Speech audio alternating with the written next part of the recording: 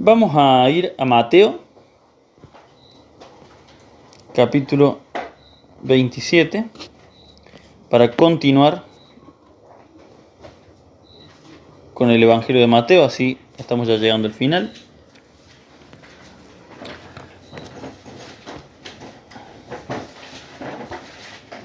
Mateo 27.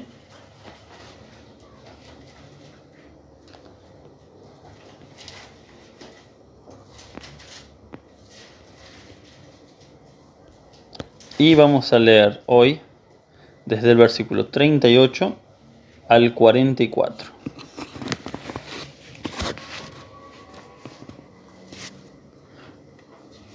Para recordar, habíamos visto hasta la primera parte de la crucifixión del Señor Jesús. ¿Se acuerdan?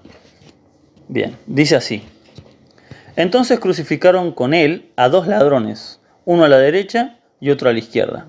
Y los que pasaban le injuriaban meneando la cabeza y diciendo: tú que derribas el templo y en 3 días lo reedificas, sálvate a ti mismo, si eres hijo de Dios, desciende de la cruz. De esta manera también los principales sacerdotes, escarneciéndole con los escribas y los fariseos y los ancianos, le decían: a otro salvó y a sí mismo no se puede salvar. Si es el rey de Israel, descienda ahora de la cruz y creeremos en él.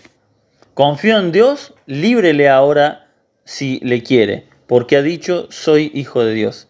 Lo mismo le injuriaban también los ladrones que estaban crucificados con él. Amén. A la palabra del Señor. Bueno, vamos a, como les decía, continuar con el estudio de Mateo. Estamos llegando al final de lo que es la vida y el ministerio de nuestro Señor Jesucristo en la tierra, obviamente contado desde el Evangelio de Mateo y obviamente suplementado por algunas partes que vamos a ver de otros evangelios, ¿no? Me he propuesto tratar de ya poder terminar este evangelio, que lo tenemos hace ya unos cuantos, creo que ya va para tal vez 2 años, porque es largo y no lo hemos visto muy seguido. Me acuerdo cuando empezamos estaba el hermano Guillermo Tardi, así que fue hace un buen rato. Me acuerdo cuando empezamos que lo primero que vimos de Mateo fue la genealogía de Jesucristo. Y el hermano Guillermo Tardi, cuando termina la reunión, viene y me dice: la verdad que no tenía ni idea cómo ibas a abordar el tema de la genealogía, porque le digo, ¿de qué va a hablar este hombre? Y bueno, el Señor dio palabra, pudimos ver desde el momento cero, desde el primer versículo, todo el Evangelio de Mateo. Así que bueno, la idea es que podamos terminarlo, así podamos también retomar Romanos, que lo empezamos y dejamos a media. Así que vamos a ir avanzando cada vez que me toque a mí, por lo menos, con Mateo. Bueno, vez pasada vimos, no sé cuántos recordarán, ya se han estado, el juicio de Jesucristo, ¿no? Delante de Pilato, el juicio injusto, obviamente que fue una farsa, una pantomima, obviamente lo que se hizo. Luego fue llevado delante de Pilato y el Señor guardó silencio. El juicio fue anterior, fue ante los supuestos religiosos.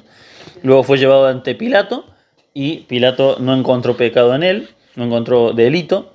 Lo hizo ser azotado y lo terminó entregando. Y hoy vamos a ver, bueno, también habíamos visto el principio de la crucifixión y lo que representaba el cartel que Pilato hizo que se ponga arriba, que queda en duda si Pilato lo puso por fe o lo puso solamente para molestar a los judíos, ¿no? El lema que decía Jesús Nazareno, rey de los judíos, ¿no? Y hoy vamos a ver 2 pequeñas historias que acabamos de leer. Ahí en ese trámite que leemos hay 2 historias principales, que la primera empieza acá en el versículo 38. Fíjense lo que dice.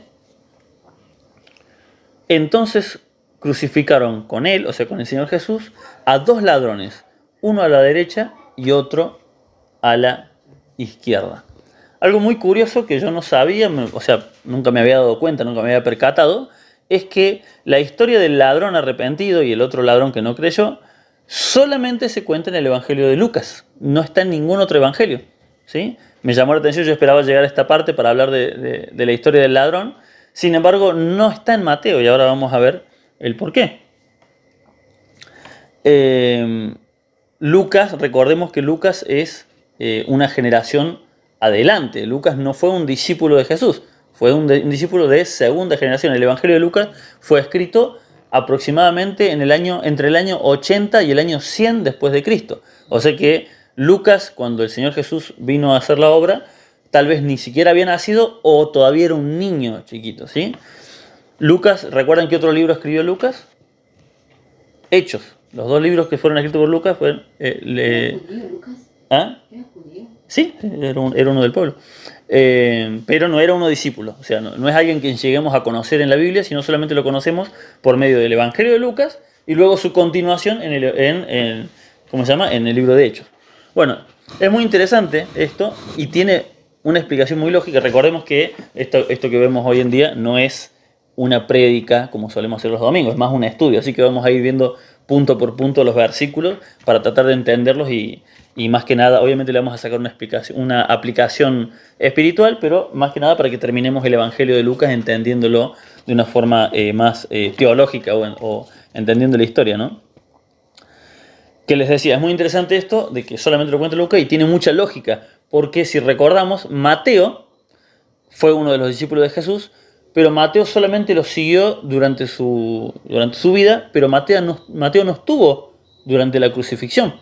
Por lo tanto, es lógico que no haya visto esta historia con sus propios ojos del ladrón creyendo en el Señor Jesús. ¿Qué pasó con los discípulos cuando lo arrestan a Jesús?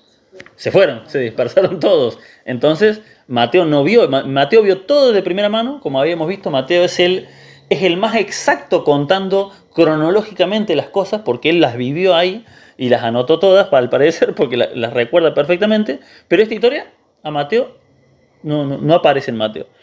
No aparece en Lucas, no aparece en Juan, no aparece en Marcos. Y el otro bueno, Marcos también es un discípulo de segunda generación, no es un discípulo directo de Jesús. Y el otro que sí era un discípulo presencial de la vida de Cristo fue Juan. Y Juan sí estuvo, lo curioso es que sí estuvo en la cruz, pero Juan tampoco estuvo tan cerca de la cruz. Como podemos ver, si nos vamos a adelantar un toque hasta el versículo 55, dice: estaban allí muchas mujeres mirando de lejos, entre las cuales habían seguido a Jesús desde Galilea sirviéndole, entre las cuales estaban María Magdalena, María la madre de Jacobo y de José y la madre de los hijos de Zebedeo. Entre ellas, ¿quién estaba también? Obviamente, María la madre de Jesús, ¿no? Y podemos ver en Juan, a ver si no sé si lo anoté acá, no lo anoté, pero bueno, en el final del Evangelio de Juan, cuenta él mismo, cuenta Juan que al final, cuando ya Jesús está en sus últimos momentos, ahí se pueden acercar María y Juan, y ahí Jesús le dice: mujer, ahí está tu hijo, ahí está tu madre, como diciéndole: no te dejé huérfano, no te dejé sin hijo. Le reemplazó el hijo que perdió María en cierta forma, lo recuperó por medio de Juan y empezó a vivir, dice, con él a partir de ese momento. Entonces, Juan, lo curioso es que Juan tampoco lo cuenta. No sabemos si es porque esta historia o no la escucharon en ese momento, o tal vez, recordemos que la palabra de Dios es inspiración divina, pero también está la parte humana del que escribe, ¿no? Y en la parte humana, por eso el Señor permitió que haya 4 evangelios, para que no quede nada sin contarse. Pero en su parte humana, tal vez Mateo y Juan consideraron que esta historia le quitaba protagonismo al Señor Jesús. Ellos estaban enfocados en lo que Cristo estaba haciendo, no en los ladrones de alrededor. Y Lucas, ya con mucha más información, como si esto fue en el año 30, unos 50 años después, escribe Lucas y ya tenía toda la historia completa contada por todos los que estuvieron ahí cerca. Entonces Dios permitió que a través de este evangelio nosotros pudiéramos conocer esta historia. Así que la vamos a leer, vamos a ir a Lucas capítulo 23, para que no nos quedemos con las ganas, porque si no nos va a quedar esta historia incompleta. Lucas 23. Esta es la historia que todos conocemos y que hemos escuchado de los 2 ladrones al lado de la cruz de Jesús. Dice Lucas 23, versículo 39 en adelante, dice: y uno de los malhechores, acabamos de leer en Mateo que crucificaron a los 2, uno al lado del otro, nada más, ¿no? Y acá es como si continuara la historia. Y uno de los malhechores que estaban colgados le injuriaba. ¿Saben qué significa la palabra injuriar? Es insultar, exactamente. Literalmente le gritaban malas palabras. Lo injuriaban diciendo: si tú eres el Cristo, sálvate a ti mismo y a nosotros. Respondiendo el otro, le reprendió diciendo: ¿ni aún temes tú a Dios estando en la misma condenación? Nosotros a la verdad justamente padecemos porque recibimos lo que merecieron nuestros hechos, mas éste ningún mal hizo. Y dijo a Jesús: acuérdate de mí cuando vengas en tu reino. Entonces Jesús le dijo: de cierto te digo que hoy estarás conmigo en el paraíso. Amén. Bueno, esta es una de las historias más conocidas de la Biblia, ¿no? Aún por gente que no es cristiana es muy conocida esta historia. Y representa, creo yo, que una de las mayores esperanzas que tenemos muchos cristianos, muchos hijos de Dios, que es ese pariente, ese conocido al cual se le habló y tal vez en el último momento crea en el Señor y lo reconozca como su Señor y Salvador. Este pasaje creo que el Señor lo permitió para que nos quede esta esperanza. Aún las personas que se arrepienten en el último momento tienen esta esperanza, ¿no? Bueno, fíjense esto. Ambos, los dos crucificados, eran ladrones y ambos, como pudimos leer en Mateo 27, 44, ambos le reprochaban a Jesús. ¿Sí? Ambos, acá en Lucas solamente cuenta de uno, pero si volvemos a Mateo, en el versículo 44, que es donde terminamos nosotros, fíjense lo que dice. Mateo 27, 44 dice: estaban todos los fariseos, los principales, los sacerdotes, burlándose de Dios, burlándose de Jesús ahí en la cruz, y dice el versículo 44, lo mismo le injuriaban también los ladrones, acá habla de los dos, los ladrones que estaban crucificados con él. Claro. Ambos le reclamaron esto. Pero solo uno de ellos, en algún momento, y ahora vamos a ver en qué momento, en algún momento uno de ellos creyó en el testimonio vivo de Jesús ahí en la cruz y en lo que estaba viendo. Para que tengamos un mejor panorama de lo sucedido, vámonos a la historia de cuándo estamos viviendo. ¿Saben cuánto duró la crucifixión? Jesús colgado de la cruz. 6 horas. 6 horas. ¿Sí?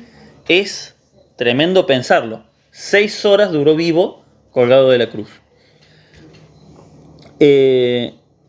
Aproximadamente a la tercera hora de esto fue cuando este ladrón se arrepiente. ¿Por qué? Porque cuando vemos, dice, primero cuenta esto que acaba de pasar e inmediatamente después dice, llega la hora sexta, que sería la tercera hora de crucifixión, y es cuando pasa que se hace de noche, de golpe en medio del día. La hora sexta vendría a ser las 12 de la tarde, las 12 del mediodía, y ahí se volvió de noche, ¿no? Entonces justo aproximadamente a las 3 horas de estar crucificado, primero el ladrón injuriaba a Jesús, se burlaba de él, pero se ve que en ese lapso de 3 horas tuvo un tiempo para ver lo que estaba pasando y al parecer en ese momento reaccionó de quién era el que estaba colgado junto a él. Fíjense lo que él mismo dice ahí en Lucas 23:40, volvemos a Lucas, ténganlo a mano porque vamos a ir y volver.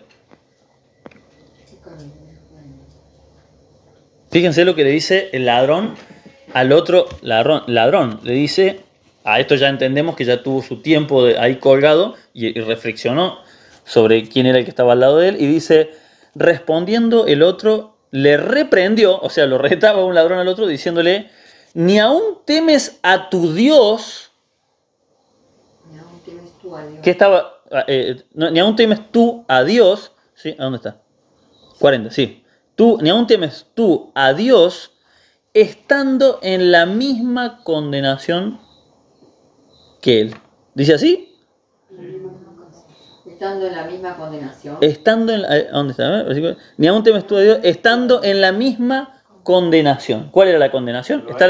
Estar crucificado. Ahí le está respondiendo como una pregunta. Uh-huh. Claro. Por eso, sí, por eso dice, ni aún temes tú a Dios estando en la misma condenación que él, pero la clave es, ni aún temes tú a Dios estando en la misma, o sea, estaba reconociendo, primero que nada, estaba reconociendo que Jesús era Dios. Segundo, reconoce su pecado, porque después dice, nosotros estamos acá porque nuestros actos merecen este juicio. Y tercero, clama por misericordia. Señor, acuérdate de mí cuando vengas en tu reino. ¿Sí? 3 cosas 3 puntos claves para la salvación de una persona. Reconocer a Jesús como Dios, reconocer tus pecados y clamar por misericordia. Fíjense que Judas sabía que Jesús era Dios, ¿sí? Judas se sintió culpable por sus pecados, pero nunca pidió perdón. No reconoció sus pecados, se sintió culpable y la culpa lo llevó a suicidarse. Pero la clave para la salvación, yo escuchaba a algunos predicadores decir, no, pero Judas a lo mejor Dios sí tuvo misericordia. Perdón, pero eso no es lo que dice la Biblia. Acá en el ejemplo del ladrón no es solamente para que tengamos una esperanza de nuestros parientes que no conocen a Dios. No, nos está mostrando la clave de arrepentirse a último momento. Reconocer que Jesús es el Señor. Reconocer que fuiste un pecador y clamar por misericordia. Porque eso es lo que hizo el ladrón en último momento. Yo sé que esto puede a lo mejor desolucionarnos más cuando uno cree eso, ¿no? A veces muchos hemos creído que con decir, a lo mejor si dijo, Señor, perdón, me arrepiento del último momento, creyó. No. Dice la palabra del Señor, Dios no puede ser burlado. No es que, bueno, vivo una vida así nomás y a último momento me arrepiento. Dios no puede... Aparte que si él se hubiera arrepentido no se hubiera suicidado. Exactamente. Entonces, Dios no puede ser, pero yo estoy hablando más que nada del ladrón. Dios no puede ser burlado. El ladrón, primero que nada, reconoció a Jesús como Dios. Segundo, reconoció sus pecados. Y tercero, clamó por misericordia. Sabía que ya no había tiempo de bautizarse, no había tiempo de nada porque estaba crucificado. Pero al menos le dijo, acuérdate de mí. O sea, reconoció que cuando el Señor venga, tenía oportunidad de salvación. Así que, como les decía, lo lamento, pero no es así. Tiene que haber arrepentimiento genuino. No es una frase que se dice justo en el momento oportuno. Tiene que ser, no está, exactamente. Es arrepentimiento genuino. Este ladrón demostró genuino arrepentimiento y fe. Ambas cosas. No solamente dijo, ay, perdón, ahora, última hora, chao. No. Creyó de verdad, se arrepintió y demostró la fe porque le dijo, acuérdate de mí cuando vengas en tu reino. Bueno. Pero lo más triste de esta historia, mejor dicho, la parte triste de esta historia es la otra cara, el otro ladrón.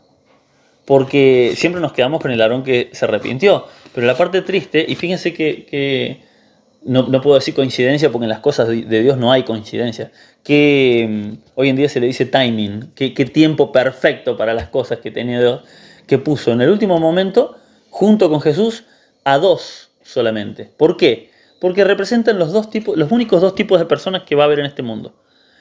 El que aún tiene oportunidad de arrepentimiento, aún en el último momento, y en el que aún estando en la misma condenación, viendo que se acerca la muerte, se seguía burlando y seguía insultando a Dios.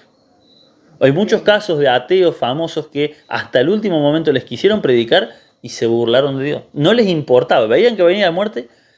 Eso es un ateo en serio. O sea, hasta última hora ver que se va al infierno, no me importa. Sí, como el rico. Bueno, exactamente. Entonces, esa es la contracara. Qué tristeza. Que sabemos que hay gente, y ahí es donde tenemos que consolarnos en la esperanza y en la fe de Dios de que la salvación es total y plenamente personal. Uno no puede sentirse culpable. Yo tengo mis hijos que los hemos educado lo mejor que hemos podido. Ahora, la decisión es de ellos, si quieren o no quieren creer en Cristo. Y eso es algo que tenemos que asimilarlo. Cada uno, exactamente, uno tiene que brindar lo mejor para sus hijos, tratar de enseñarles lo mejor, pero al final siempre, por lo general, el que muere primero es el padre y no se entera, por lo general. Obviamente hay casos donde mueren primero los hijos, que es muy triste, pero lo natural es que muera primero los padres y luego con el tiempo, precisamente muchas veces la muerte de los padres es lo que hace reflexionar a los hijos y los acerca a Dios, ¿sí? Así que no hay que perder la esperanza, pero hay que ser consciente de que la salvación es personal, ¿sí? Bien, volvemos a Mateo, capítulo 27. Me fui para Lucas porque era importante que no dejáramos esta historia sin contar, ¿no? 27 cuál. ¿Dónde estábamos? 27 del 39 al 43. Al 44 llegamos. Sí, al 44. Lo leo de vuelta, dice. Esperen que se me movió todo. dice, y los que pasaban, Mateo 27, sí, vamos al 39, dice, y los que pasaban le injuriaban meneando la cabeza y diciendo, tú que derribas el templo y en 3 días lo reedificas, sálvate a ti mismo, si eres hijo de Dios, desciende de la cruz. Si eres hijo de Dios, desciende de la cruz. De esta manera también los principales sacerdotes, escarneciéndole, o sea, burlándose, con los escribas y los fariseos y los ancianos decían, a otro salvó y a sí mismo no se puede salvar. Si es el rey de Israel, descienda ahora de la cruz y creeremos en él. Confío en Dios, líbrele ahora si le quiere, porque ha dicho, soy hijo de Dios.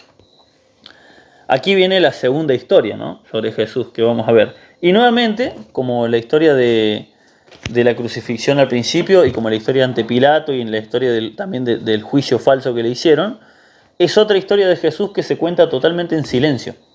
Fíjense que desde que el Señor es apresado, casi no dijo palabras. Él cada vez que en su ministerio hablaba, la gente se quedaba con la boca muda y se tenía que ir porque no sabían qué responder.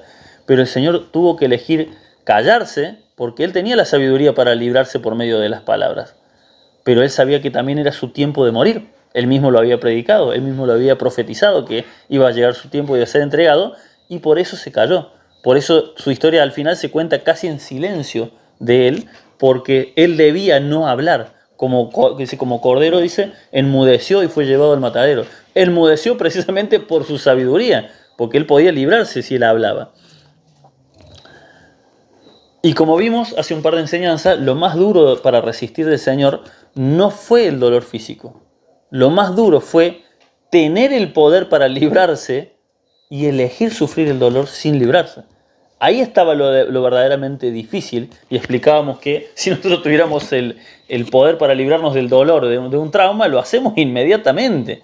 Inmediatamente. Él, teniendo el poder, todo el poder para librarse, eligió no librarse. Quiero que estos versículos que leamos, los vamos a tener que leer de nuevo, pero los vamos a analizar versículo a versículo.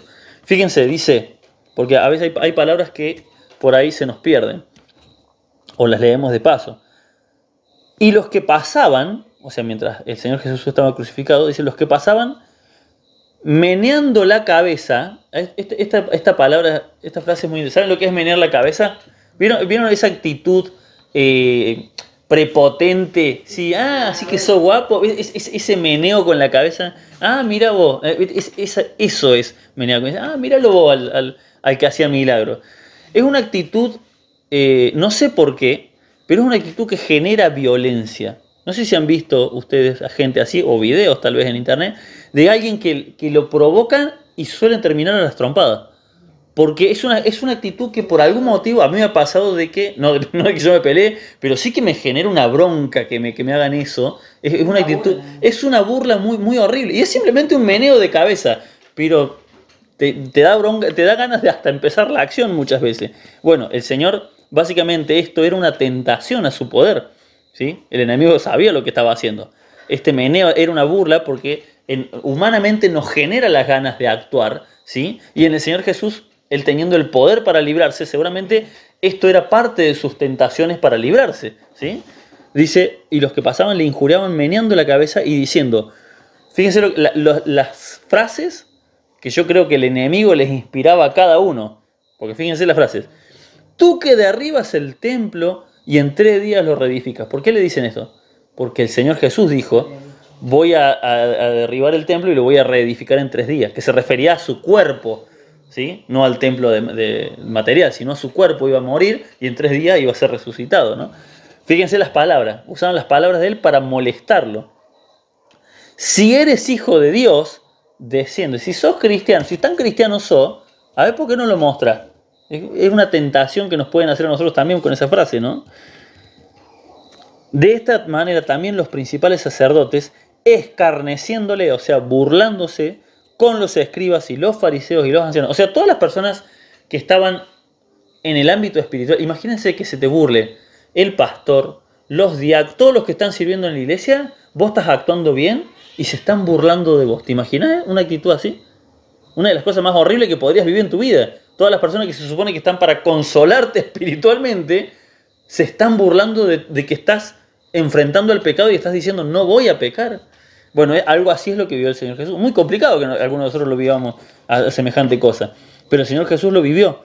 Todos los líderes que estaban para consolar espiritualmente al pueblo se estaban burlando de él y recalcándole todas las cosas que él mismo predicó.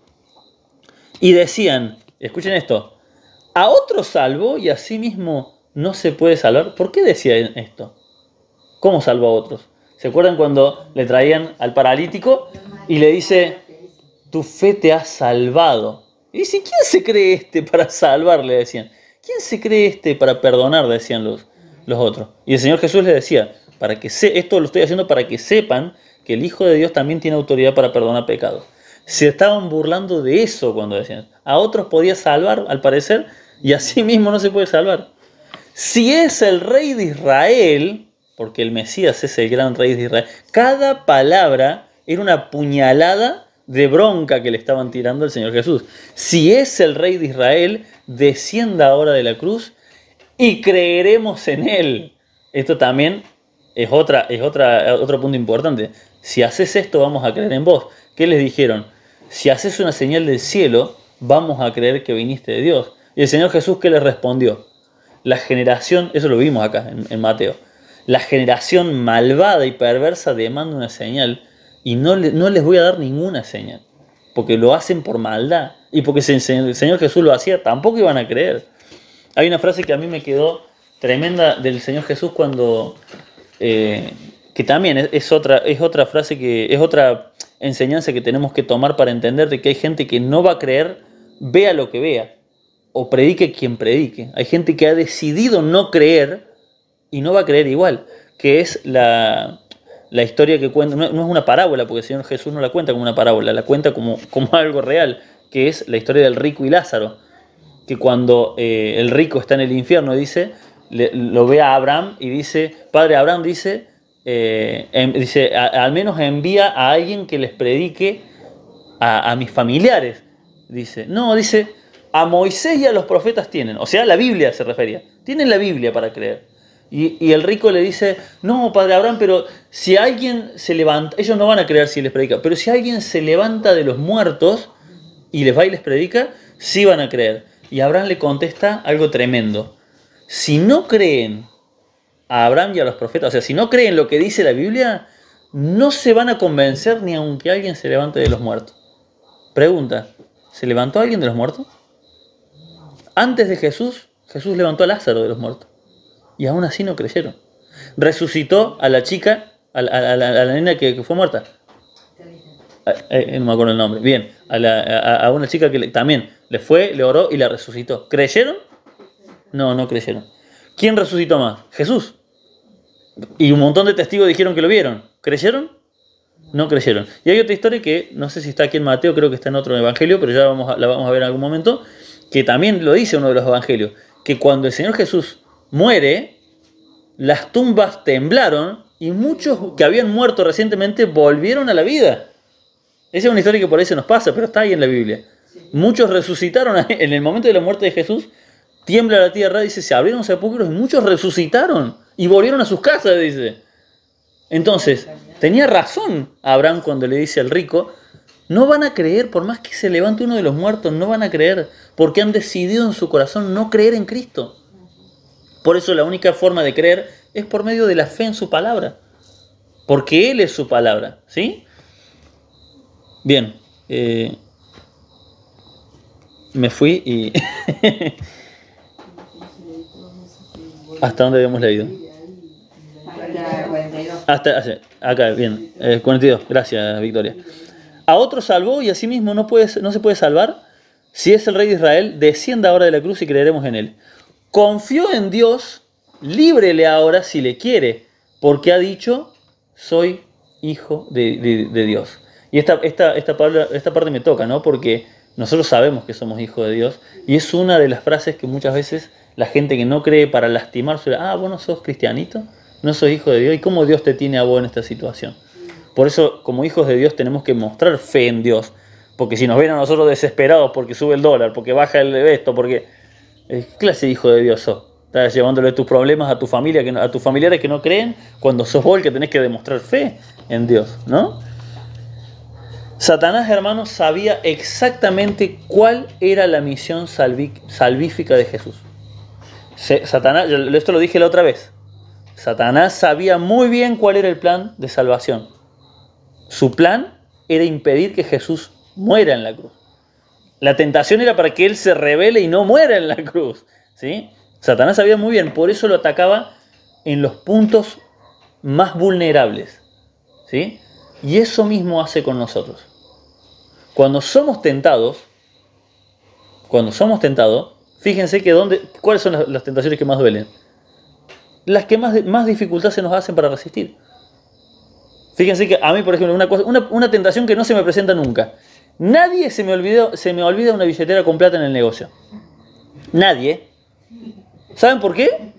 Porque yo te la voy a guardar la billetera hasta que, por más que no tenga documento, la voy a guardar hasta que Dios sabe que en ese sentido no tengo tentación alguna con la plata.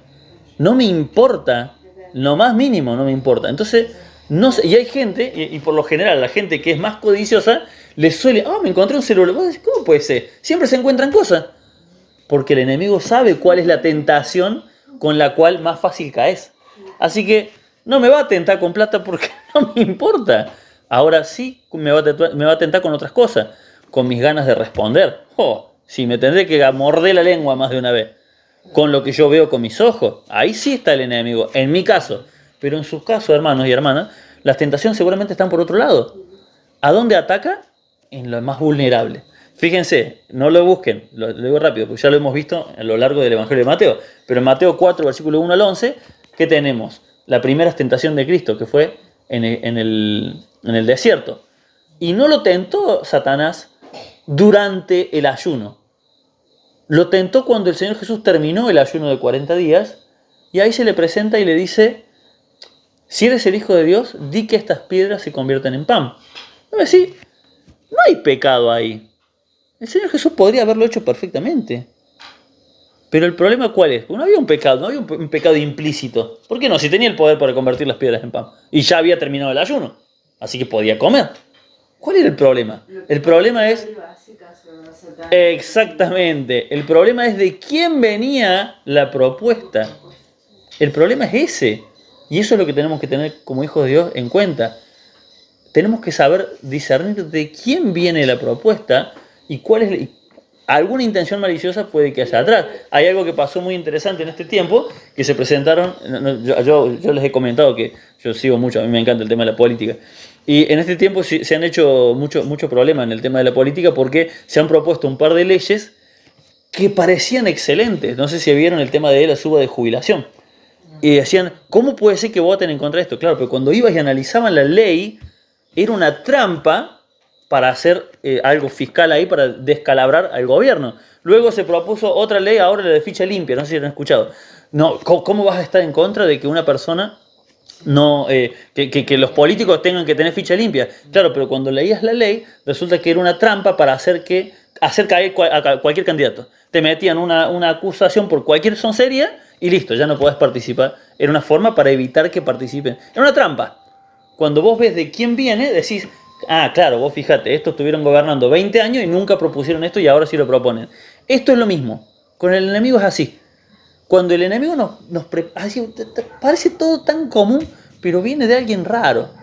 Vos estás en una necesidad económica y esta persona que sabes que tiene problemas con vos, que sabe que no te quiere, no, mira, podés sacar este prestamito, es re fácil.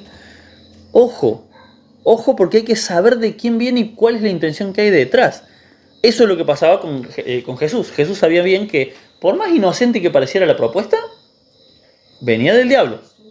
Por más que no pareciera que tuviera nada malo. Esa es la primera. Después la segunda, que vemos que hace lo mismo, es cuando en Mateo capítulo 12, versículo 38 al 42, cuando el Señor Jesús le dice por primera vez a sus discípulos que era necesario que Él muriera en la cruz. ¿Y qué pasó? Apareció Pedro y le dice, Maestro, en ninguna manera te acontezca esto. Y el Señor Jesús le dijo, apártate de mí, Satanás. Pero si era Pedro, no. La intención, aunque Pedro con el mayor corazón del mundo, lo dijo Pedro, ¿eh? Con el mayor corazón del mundo. pero precisamente con un corazón mundano, tristemente. No veía más allá. Entonces Jesús le dice, apártate de mí, Satanás. Ojo, no le andemos diciendo así a la gente porque se va a ofender. Pero sepamos identificar cuando una propuesta viene del enemigo. Tenemos que ser sabios, para eso tenemos que estar duchos en la palabra de Dios para identificar.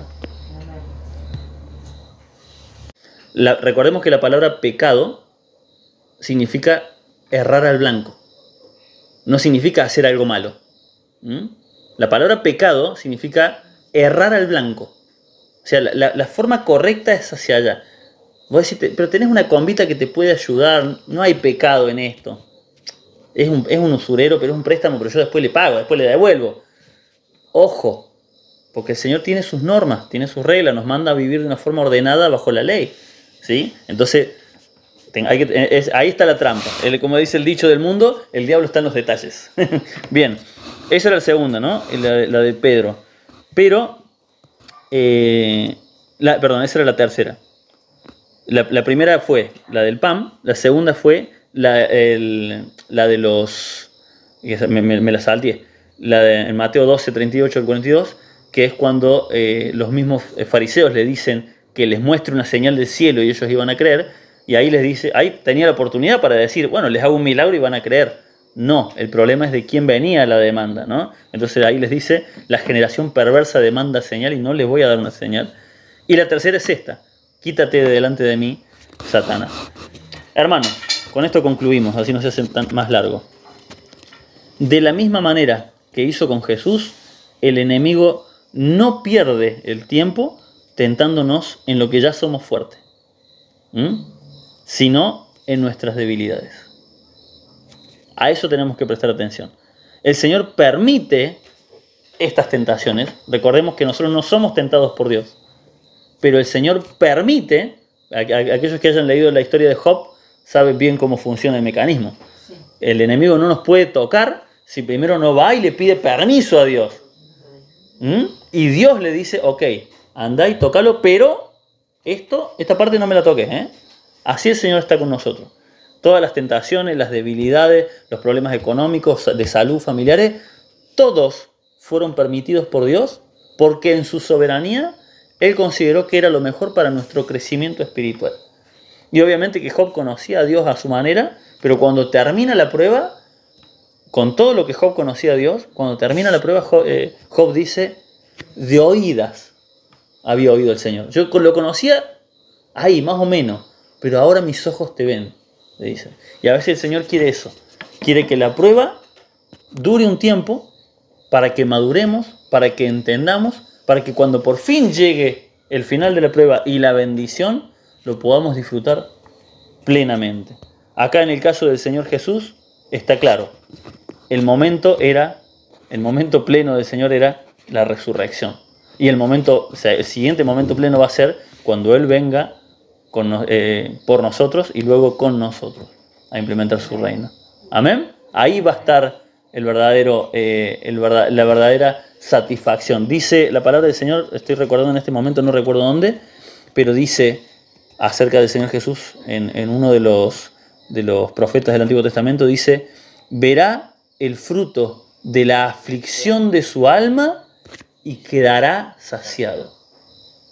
El Señor Jesús verá el fruto, dice, de la aflicción, todo esto que vivió, lo va a ver recién cuando esté concluido todo, dice, y ahí quedará saciado. O sea que aún todavía el Señor, su justicia no fue saciada, todavía del todo. Cuando sea el juicio final, cuando ya todo termine, dice, veré el fruto de la aflicción de su alma, y ahí sí, Dios va a decir, listo, ahora sí terminé la obra completa. Hermanos, así es con nosotros también. Cuando estamos en la prueba, cuando estamos en la lucha, no es el momento de que nuestra alma esté saciada. Tristemente es el momento de esperar, es el tiempo de soportar. Pero si sabemos soportar, a su tiempo vamos a cosechar lo que el Señor quiere para nosotros. Amén. El Señor les bendiga.